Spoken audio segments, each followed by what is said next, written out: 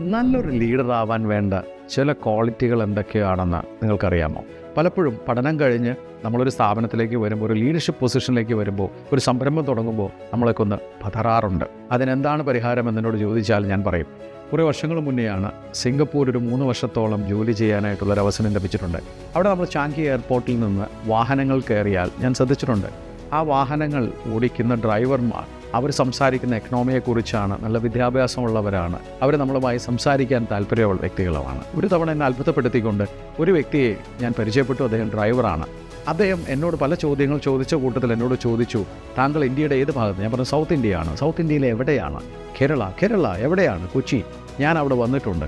എനിക്ക് അത്ഭുതം തോന്നി. അദ്ദേഹം ഗോവ തുടങ്ങി രാജസ്ഥാൻ പല പേരുകളും പറയുന്നുണ്ട്. അദ്ദേഹം ഇന്ത്യയിൽ നിന്ന് മാർബിൾസ്, അതുപോലെ ഗ്രാനൈറ്റ്, പല കാര്യങ്ങളും ഇമ്പോർട്ട് ചെയ്യുന്ന ഒരു ട്രേഡറാണത്രേ. പക്ഷേ ഒരു 10 ദിവസത്തേക്ക് ഇടയ്ക്ക് ഒരു ബ്രേക്ക് എടുക്കും, ആ വാഹനം ഓടിക്കും. വേറൊന്നുമല്ല, നല്ല ബന്ധങ്ങൾ ഉണ്ടാക്കാനാണത്രേ. എനിക്ക് വളരെ സന്തോഷം തോന്നി. അദ്ദേഹം അന്ന് എന്നോട് പറഞ്ഞ ചില കാര്യങ്ങളുണ്ട്. ഒരു ഡ്രൈവർ സീറ്റിൽ ഇരുന്നു കൊണ്ട് അദ്ദേഹം പഠിച്ച ചില കാര്യങ്ങളാണത്രേ. അദ്ദേഹം പറഞ്ഞ ആദ്യത്തെ കാര്യം ഞാൻ ജീവിതത്തിൽ മറന്നിട്ടില്ല. Getting a licence does not make you a driver. നിങ്ങൾക്കൊരു ലൈസൻസ് ഉണ്ട് എന്നുള്ളത് കൊണ്ട് നിങ്ങൾ നല്ലൊരു ഡ്രൈവർ ആവണമെന്ന് നിർബന്ധമൊന്നുമില്ല. എന്ന് പറഞ്ഞ പോലെ ഒരു സംരംഭം തുടങ്ങി എന്നുള്ളത് കൊണ്ട് നിങ്ങൾ നല്ലൊരു സംരംഭകൻ ആവണമെന്നും നിർബന്ധമില്ല. അദ്ദേഹം പിന്നീട് പറഞ്ഞു, the real world is very different from A class room. അതെ, നമ്മൾ പുസ്തകത്തിലും ക്ലാസ് റൂമിലും പഠിച്ച പോലെ ആയിരിക്കില്ല നമ്മളൊരു സംരംഭത്തിൽ വരുമ്പോൾ, ലീഡർഷിപ്പിൽ വരുമ്പോൾ. ശരിയല്ലേ? അതോടൊപ്പം തന്നെ അദ്ദേഹം പറഞ്ഞു, be always ready to get your hands dirty. നമ്മൾ വാഹനം ഓടിക്കുമ്പോൾ വണ്ടി പഞ്ചറാവും, നമ്മുടെ കൈ അഴുക്കാവും, എന്ന് വെച്ചാൽ ടയറൊക്കെ മാറ്റിയിടേണ്ടി വരും. ഒരു സംരംഭം നടത്തുമ്പോൾ തീർച്ചയായും പ്രശ്നങ്ങളുണ്ടാവും. ആ പ്രശ്നങ്ങളെ നേരിടാൻ എവർ റെഡി, എപ്പോൾ വേണമെങ്കിൽ റെഡിയായിരുന്നോളുക. അദ്ദേഹം പറഞ്ഞൊരു വേറൊരു വാക്കുണ്ട്, initially what you learn is more important than what you earn.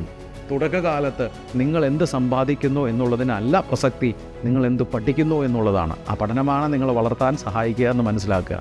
അദ്ദേഹം അവസാനം പറഞ്ഞൊരു വാക്കുണ്ട്, don't get worried which car you drive, focus on being A good driver.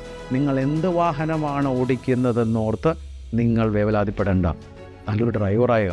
തുടക്കത്തിൽ നമ്മുടെ സംരംഭം ചെറുതായിരിക്കാം, അത് പിന്നീട് വളർത്തി വലുതാക്കേണ്ടത് നമ്മൾ തന്നെയാണ്.